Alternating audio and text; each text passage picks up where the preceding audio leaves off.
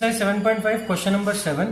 ठीक है, ये हमारे पास है ऊपर एक लीनियर पॉलिनोमियल और नीचे क्वाड्रेटिक और एक लीनियर पॉलिनोमियल दिया हुआ है।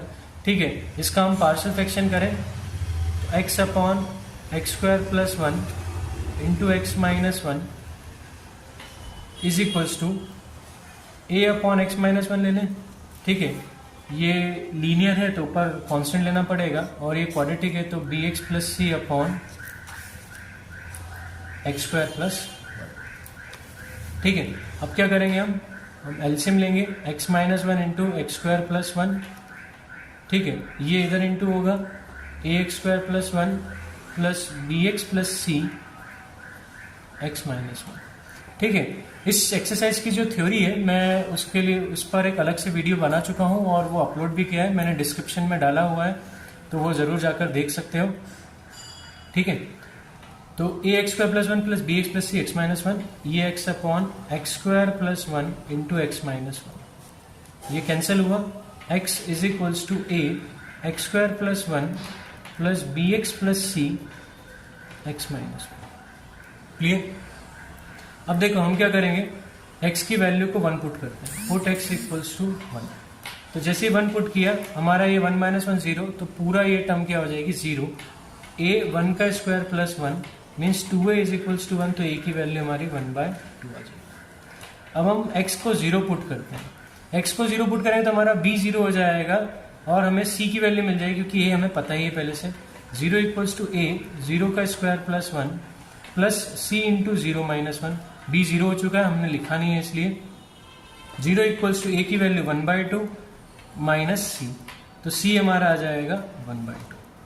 अब देखो हमें क्या निकालना है, हमें निकालना है b, तो हम x की वैल्यू कुछ भी रख देते हैं, हम x को रख देते हैं 2, पुट x इक्वल्स टू 2, तो 2 equals to a 2 square plus 1 plus 2b plus c 2 minus 1, तो 2 इक्वल्स टू a की वैल्यू 1/2, 2 का square 4 plus 1 is 5 plus 2b, c की वैल्यू 1/2 है और 2 माइनस 1 इज 1, तो हटा दो।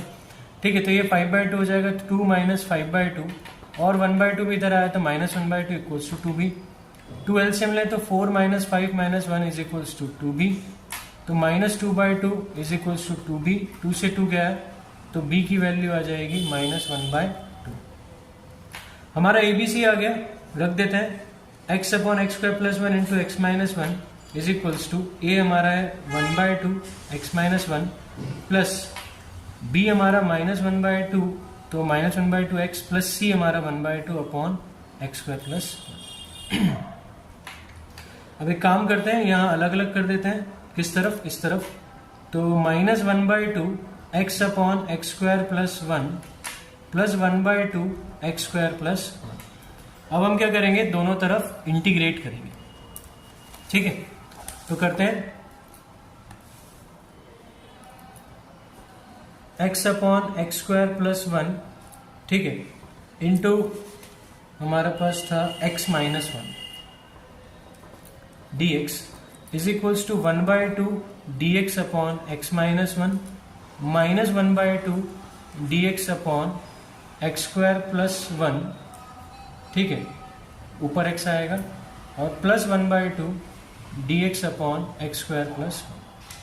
अब देखो इनका तो डायरेक्ट इंटीग्रेशन हो जाएगा, इसकी बात करते हैं तो यहाँ हम एक्स स्क्वायर प्लस 1 को क्या करेंगे, t पुट करेंगे, तो d by D X of X square plus 1 is equals to D T by D X, तो 2x dx is equals to क्या हो जाएगा dt, मीन्स x dx हो जाएगा dt बाई 2। यहाँ ये 1/2 लॉग ऑफ x माइनस 1 हो जाएगा। ठीक है, minus 1/2 into D T by 2 का 1/2 भी आएगा, x dx हो गया dt में और नीचे t, प्लस ये इसका फॉर्मूला होता है dx upon x square plus a square का, ये होता है 1/a tan इनवर्स x/a। ठीक है, तो यहाँ हो जाएगा 1/2 इंटू 1/a यानी 1/1 tan inverse x/1 plus c1। मैंने इसका कांस्टेंट और इसका कांस्टेंट को c1 लिख दिया, तो 1/2 log of x minus 1 minus 1/4 log of t plus 1/2 tan inverse x plus C1 plus C2, इसका कांस्टेंट भी आएगा तो हमने C2 ले लिया। अब हम t की वैल्यू वापस रख दें तो ये हो जाएगा log of X square plus 1 plus 1/2 tan inverse of x plus नया कांस्टेंट C। ठीक है, तो ये हमारा फाइनल आंसर है।